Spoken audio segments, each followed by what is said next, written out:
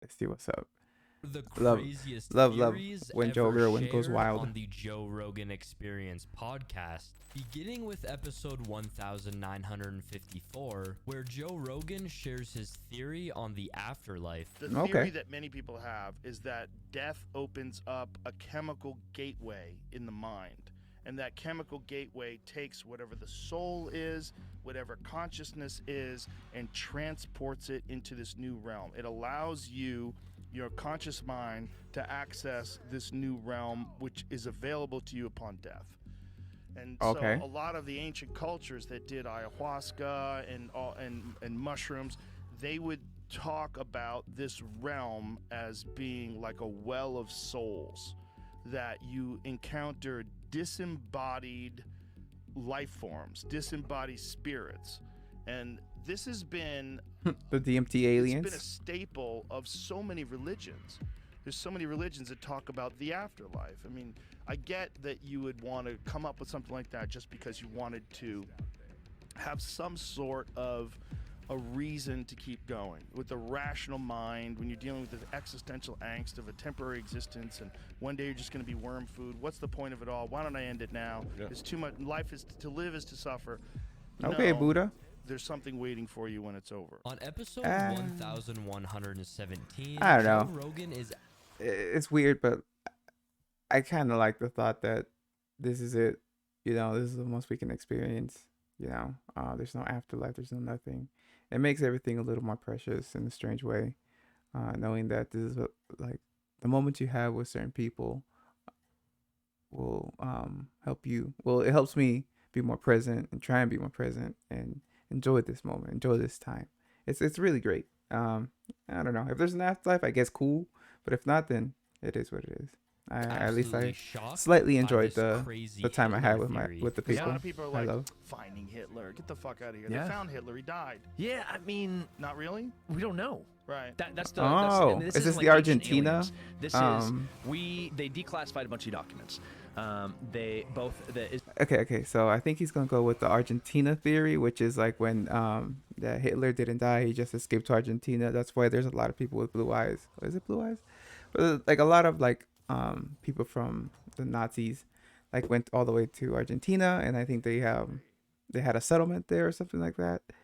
But yeah, this is gonna be interesting. Oh, I think it might be that one, but Israelis, I'm not too sure. the British, and the Germans and Americans in the past 20 years have been consistently declassifying documents.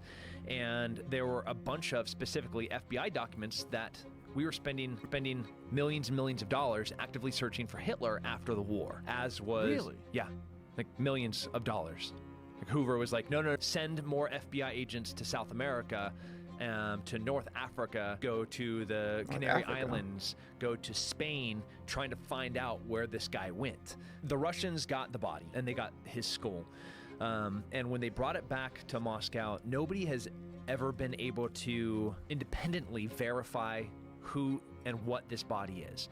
They let one genetic test occur, and the body with the bullet holes that they said was Hitler, and have said, and that's the narrative, that's the story, that's all the eyewitness accounts that are even in the vicinity of collaborating with each other, and corroborating each other's testimony.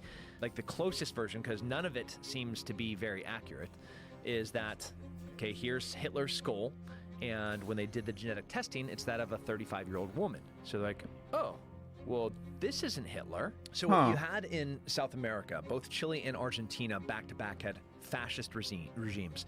You had Perón, who was part of the Nazi party starting all the way back into the mid-30s. He's the president of Argentina. So the Red Cross, there was about 3 different rat lines that guys were able to successfully get out of Europe into South America. And there's no question that we're talking thousands, if not tens of thousands of high-ranking Nazis made it there. Tens of thousands. Yeah, Tens of thousands. yeah, And I'm okay. not talking like little soldiers. I'm talking high-ranking Nazis. But what you got in South America were isolated German-only communities. You Yes, could go into Bariloche, yes. Argentina, and I'd be like, "Buenos dias, amigos," and they're like, "Guten Morgen." I'm like, "Oh, yeah, I meant good morning. Yeah, sorry, it's 2017." Huh. It's always crazy. Like they all speak Spanish, but then there's like this German community that only speaks German. Is that what I'm getting at here? Because I know, but like I said, I know some part of this, like, but the fact that they only Right? know I spoke German. Spanish here. So It's in crazy. 2017, you were there and they were speaking German. Yeah. Whoa. No Spanish. Well, I don't look very. I might look more European than I Right. do. So it's just them seeing me walking down the street and be like, Wow. yeah.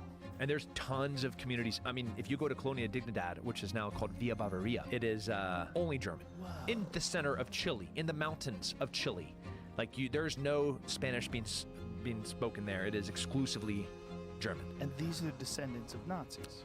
Powerful Nazis. Holy shit. Are there any legitimate eyewitness accounts of Hitler in South America? Absolutely, potentially. Absolutely, potentially. Eyewitness accounts. I saw him get off a boat. I saw him meet here. And if it was just some person saying it, it's almost meaningless. It's the president. But if you look at the context of who this person is, the wealth that they have that they shouldn't have, like, can you explain how you got so rich in 2 generations? You know, like, okay, your grandpa got here from Germany in 1946. That's weird. And he's on a legitimate visa with an Argentinian passport. Also weird. And now he's a war refugee that's now worth millions of dollars. How does this work? On Yeah, that's episode crazy. 1897, That's crazy. I always thought that theory was Graham crazy. Hancock shares his Oh. theory that Antarctica Hang on. I love Graham Hancock. He has he's the best. That dude is on awesome. ancient maps Can't is say enough great evidence things. for advanced civilizations. Oh One of the man. things I find most striking is the presence of Antarctica on ancient maps, because we didn't discover it until 1820. And yet it's on maps drawn in the 1500s with great detail, which again were based on much older source maps that have now been lost to us. Astonishing thing is the so-called Pinkerton world map. I don't know if you can find it, Jamie. Drawn, I think, in 1813 or 1818, based on the latest exploration data at that time. And where Antarctica is, yeah, that one. Keep going right. It just shows a hole where Antarctica is. Because it was an honest map. Nobody had found it by then. But if you go back to, for example, the Waldseemüller world map drawn in 1530 or thereabouts, you find Antarctica is present. That map shows Antarctica exactly where it should be.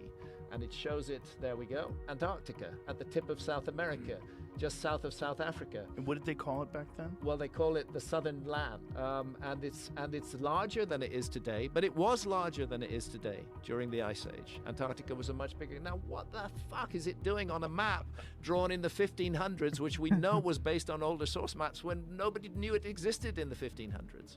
To me, the obvious answer is we are dealing with the fingerprints of a lost civilization that mapped the world and that left evidence of that mapping, which ancient Man. map makers found and used and incorporated in. Bro, I would love there to be a discovery of lost civilizations of giants. That is always, I always keep my fingers crossed for that. Come on. Dude, how crazy would that their be? maps. These maps Like- can be very confusing because they were trying to mix. As time unfortunately for us, as time progresses, the ice is melting. But what if we found giant bones up in Antarctica or something like that? That'd be crazy, bro. exploration data from their own period with data from the older maps. But when you look at these maps in depth, they're very, very intriguing. On episode 1928, Jimmy Corsetti shares his theory about Adam and Eve and the magnetic poles. But the Adam and Eve story, the theory of that is that it happens in cycles of 6,500 years, and that it's a 90-degree flip, but 6 days later, or on the 7th day, it corrects itself. The and planet flips, not just the. Oh, that's yes. correct. Yes, I heard about this planet too. flip 90-degree, and that because of it, the Earth essentially does a standstill. The sun will basically stay in the It's the whole also I think it's Bible theory too. That's why God created that's how God created the planet, right? I'm not too familiar with the Bible, honestly, but I know it's he did it in 7 days and stuff like that. And I heard it's connected to this. And so it same always spot causing flips my head. heating like we've never experienced. and that the wind and the waters continue with their momentum. Yeah, because essentially the wind travels at approximately 1,000 miles an hour at the equator. Wasn't 2012 also part of it? Like they also did this in the movie 2012.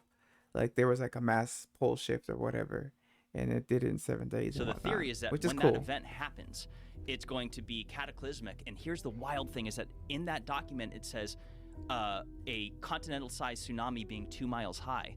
Well, I showed you the Emikusi volcano in Africa in the Sahara, which is at 11,300 feet, that has salt as well as evidence of gastropods, sea life. That's 2 miles high. Yes. And I'm like, it's just, it would make a lot of sense. Like if you look at the Bible and involving like Revelations and it's saying like 6 days. 6 days, on the seventh day, God rested. In that document, it says 6 days, things start simmering down a bit, and by day 7, things are starting over new. Yeah, and also if you, I was watching Grant Hancock's Ancient Apocalypse. It's talking about how every civilization talks about a great flood, and basically, that there actually is there was a great flood and this happened and stuff like that. And it's also another crazy story, bro. Like imagine that. Like what if any second or any moment, like I don't know, where just the world starts shifting and that just happens. It's like, dude, holy crap. But anyway, great video. Love these theories.